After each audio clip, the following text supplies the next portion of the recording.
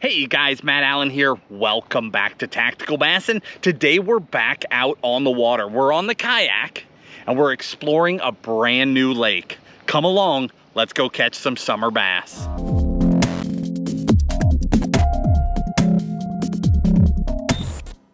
The second I turned the camera on to even tell you guys what we were doing today, I started seeing busting fish out here in the middle of the lake. I have no idea what all is in here. I assume largemouth, there's largemouth everywhere. I'm sure there's some bluegill, some catfish, but I really have no idea. But I'm seeing busting fish. I have no idea what size they are. We're on a brand new lake. I tied on 3 baits. I tied on a popper, a Senko, and a Gantarelle Jr., a small swim bait, just to cover water. It's a smaller lake. I don't even know how many acres. Maybe it's under 100 acres. And we're just gonna go out and explore this place together. But seeing these busting fish, I think we're gonna have a good day.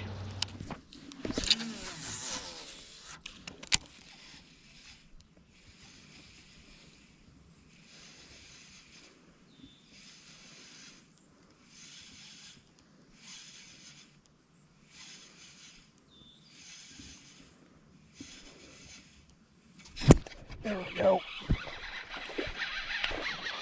What do I have? That's no bass. That is a catfish on the Gantarelle.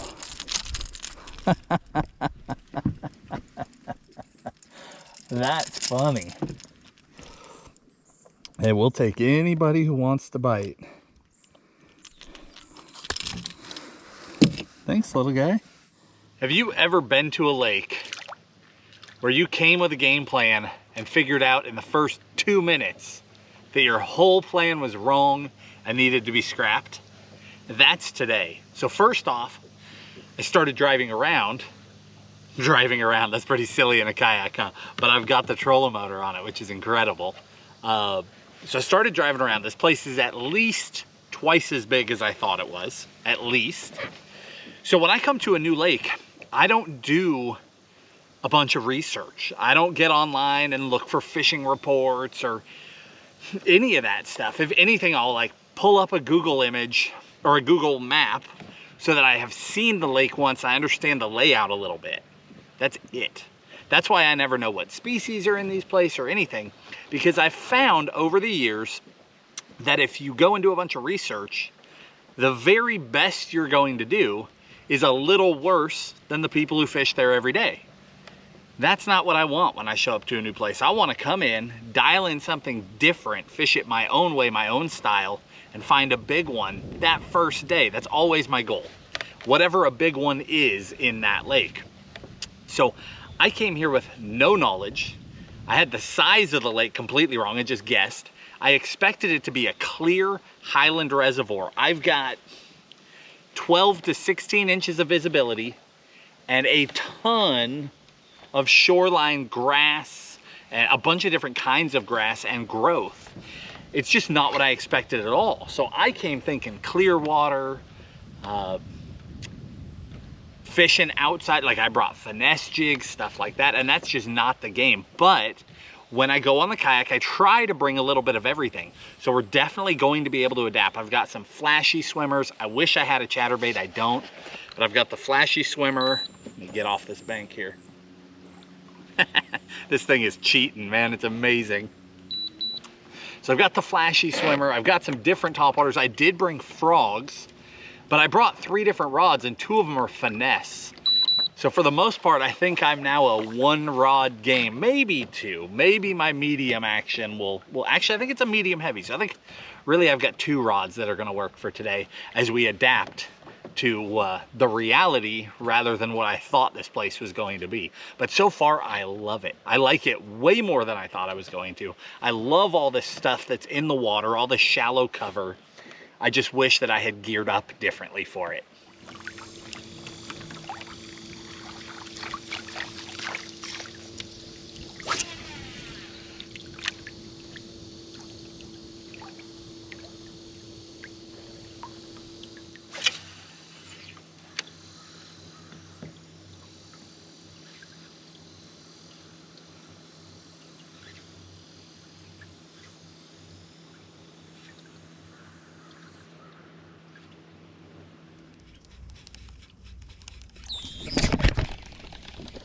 Darn it.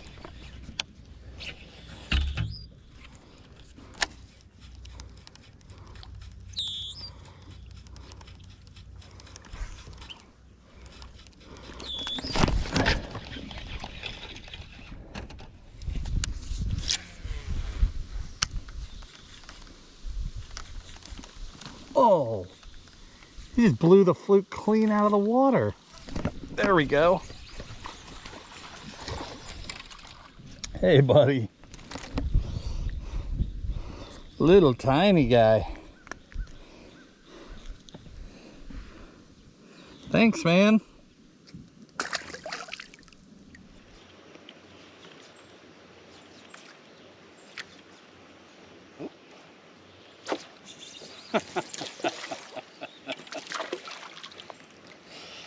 Yeah, same size.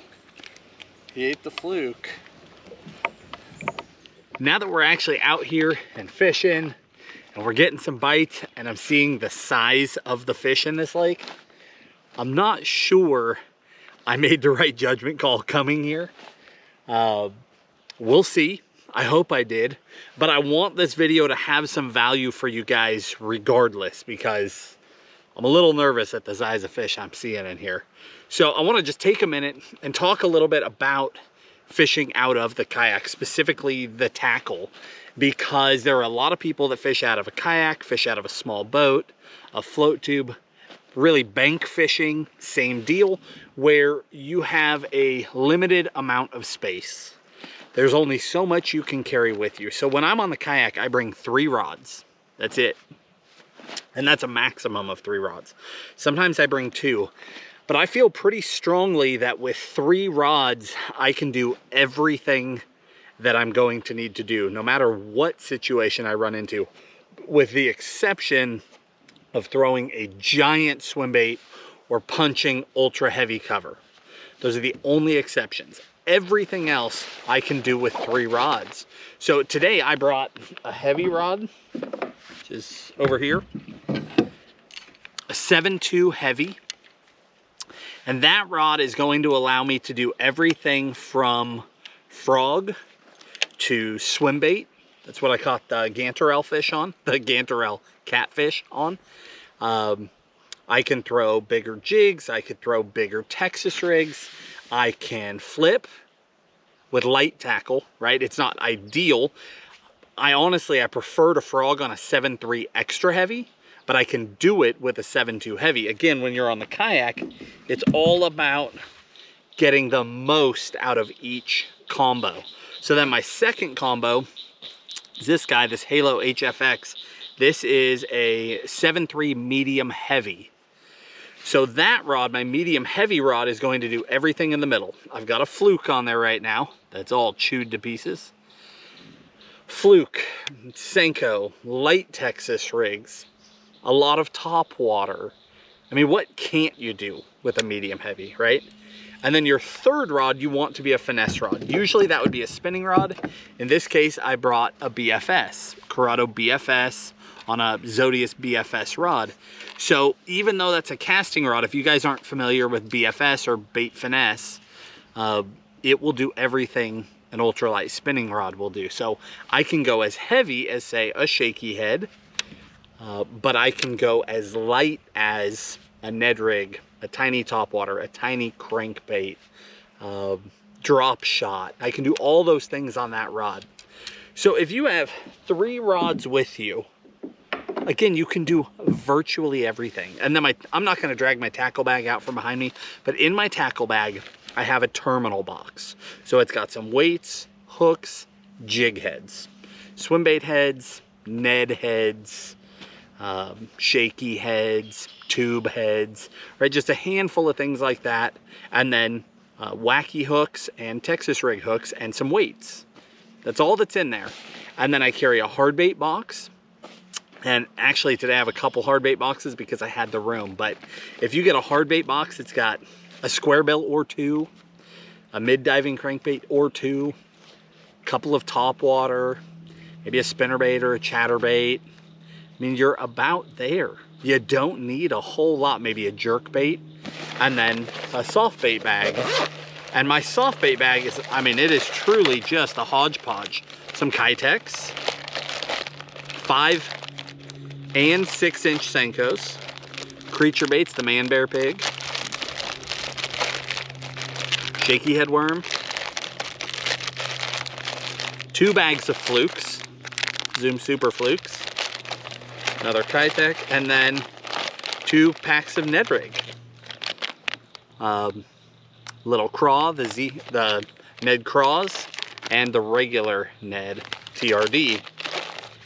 And that is it. And you know, we get really technical with tackle a lot, and I love tackle. I mean, you guys know that. But you can downsize, get really simple, and you're set. You know, it's not perfect for every situation, but it will get me through the vast majority of situations. And that's really all you need 95% of the time. Yes, once in a while it will leave you hanging, but that's pretty rare. Most of the time, you're good to go. So keep your fishing simple when you're on the kayak, the small boat, the tube, the bank. Carry a small assortment of tackle and rods that can do a lot of different things. And I'll link the exact rods I'm carrying today, but focus in on those actions. A true finesse rod, in my case it was BFS, but a true finesse rod, a medium or a medium heavy, and then a heavy, and that will carry you through almost anything. All right, let's get back to fishing.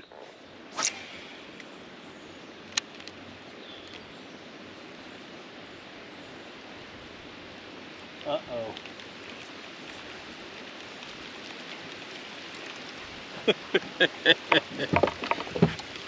Not good.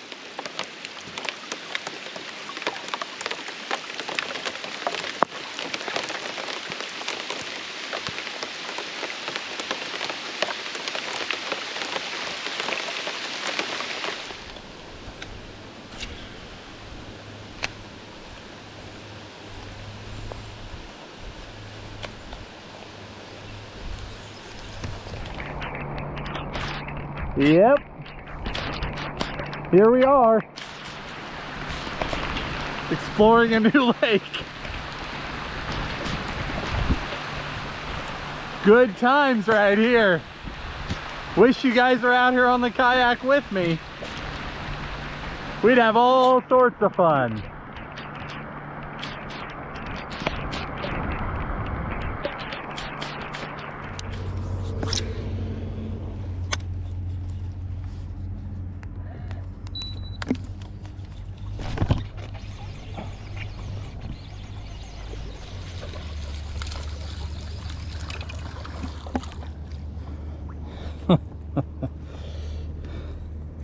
Well, he's bigger than the last one anyway, but not by much. I fished all the deep water I could, never got a bite. Picked that fluke back up, made 5 or 6 casts up in the grass, caught that one. What are we doing out here? It would be one thing if we were getting big bites. I'm not convinced there's big fish in here.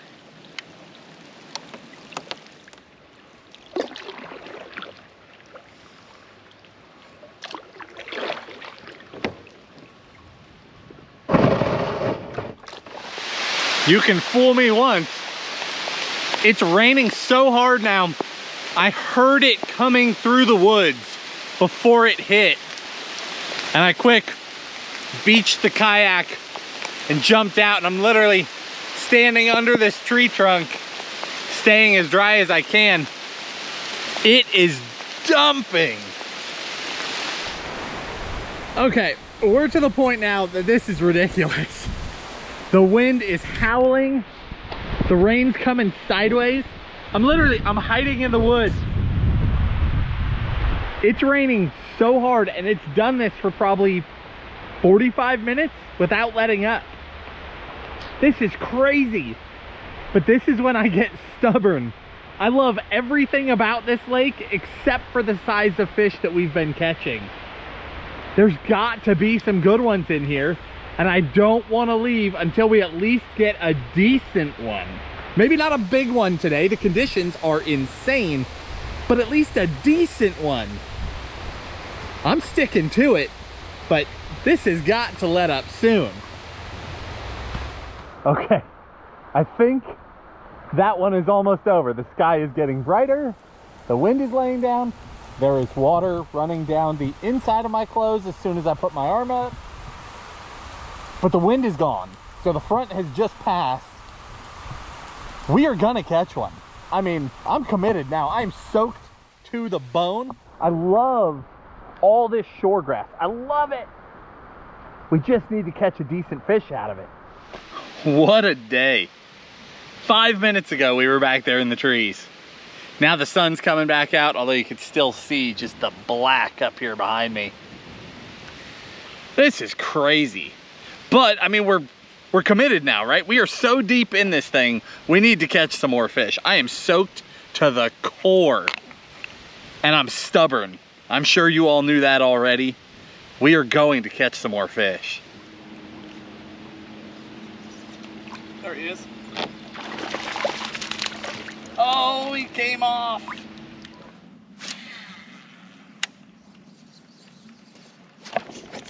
There we go.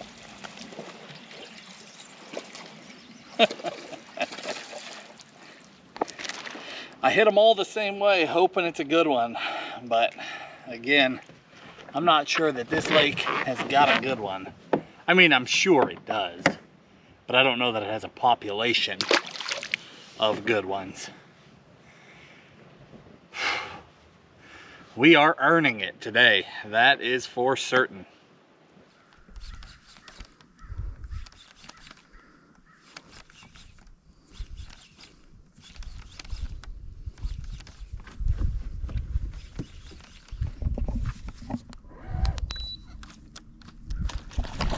Golly.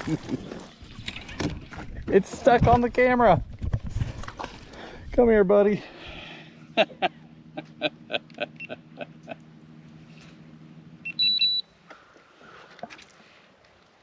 Boy, he hit it like he meant it, didn't he? You'd think he was 5 pounds.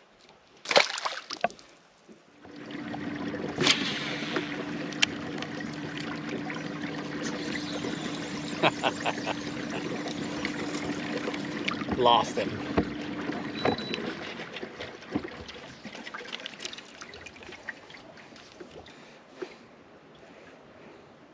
Middle of the lake. Oh, there's more. I'm gonna catch another one right here. Middle of the lake. Probably out over 30, 40, oh, got him. 30, 40 feet of water. They just came up schooling. There's more too. But here we are, all the way out here, and it's the exact same class of fish. That is crazy. Just no good ones. Oh, they're still schooling.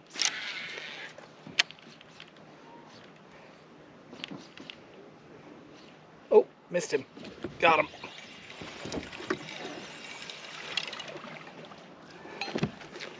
They're still schooling. There's a ton of fish right in front of me. Now I wish I had my crankbait tied on.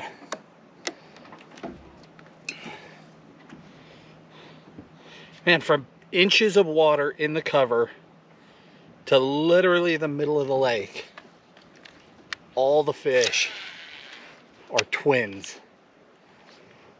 I think it's official. We're gonna scratch this place off the future visit list. Not that there's not good ones here, I'm sure there are, but the vast majority of fish here are not the fish that we've got in mind. Now we know. That's exploring new places. Sometimes you hit it big, sometimes they're small.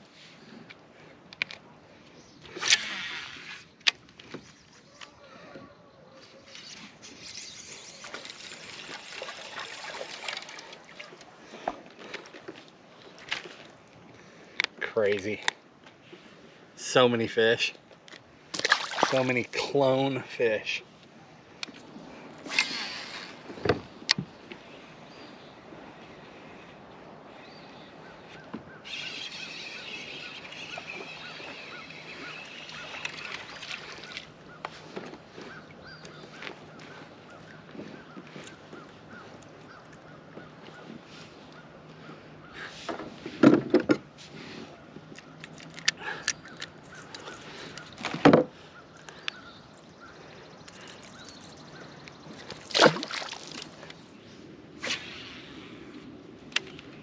This kayak is so nice.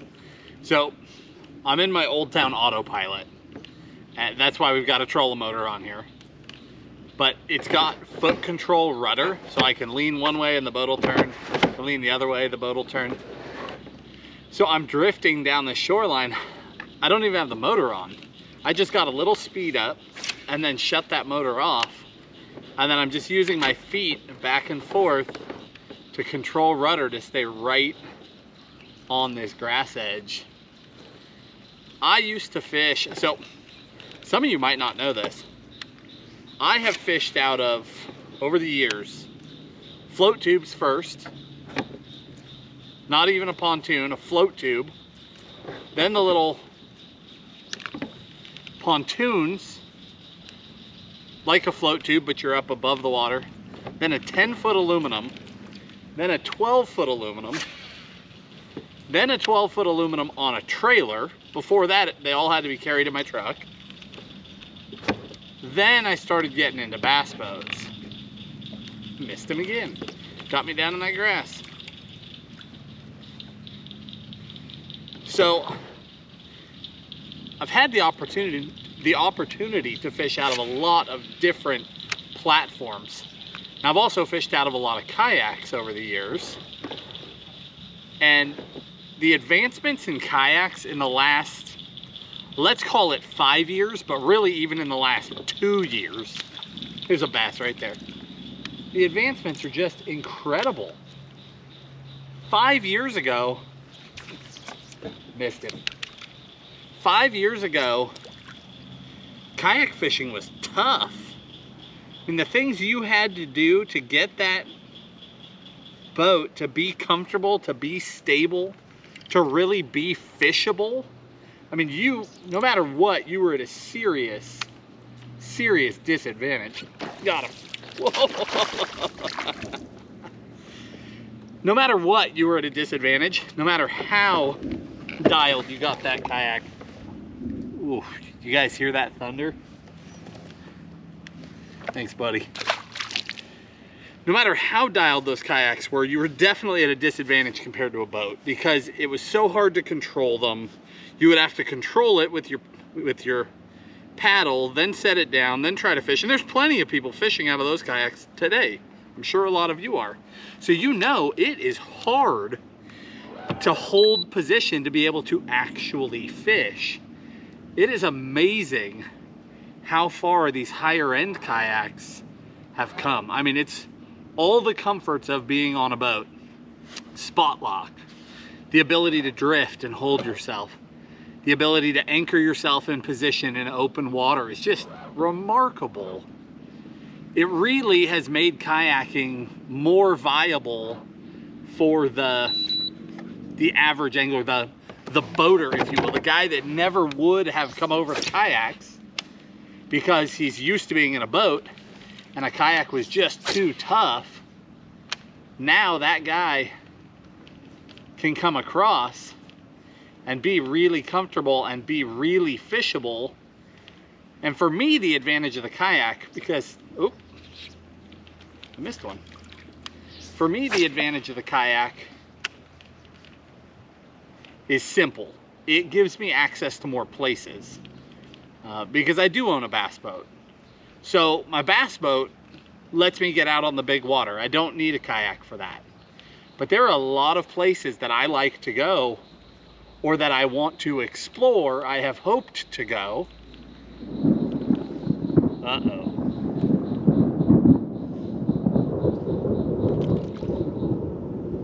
That's gonna do it for me, guys. Anyway, These kayaks now allow me to fish lakes like this, places I'm not able to take a bass boat, places that are too shallow, too small. They don't allow motors. You know, all these different lakes have all these different rules. But for one reason or another, you can't bring a big boat. And now I have a super comfortable platform where I can bass fish all these awesome fisheries that I would not have access to otherwise. All right, guys, we are back in the truck. All is well. Today was an interesting day. There's a lot I will do to catch a big bass. There's a lot I will do to catch a little tiny bass, as you now know, including standing in the woods, getting dumped on. But getting struck by lightning, that's my limit. So when that thunder started booming, we are out. Just the way it is. So today was an interesting one for sure. I am soaked to the bone. Luckily I had a change of clothes in the truck, so I'm dried off now. Hopefully, I mean, obviously today was interesting, right? We caught a lot of fish, but they were the wrong fish. I think I checked the lake off the list of places I wanted to check out. But hopefully there was some information in there that was beneficial to you guys, especially you guys that fish out of small craft, kayaks, float tubes, small boats, walking the bank. How you dial in your gear will completely affect how smoothly your day on the water goes. So hopefully some of that information helped you. I'll link the rods and the baits I was using and all that stuff in the video description like we always do. If you enjoyed the video, hit the like button. If you got a kick out of watching me get drowned in the rain, hit the like button. Subscribe to the channel, guys. We appreciate you, and we will talk to you soon.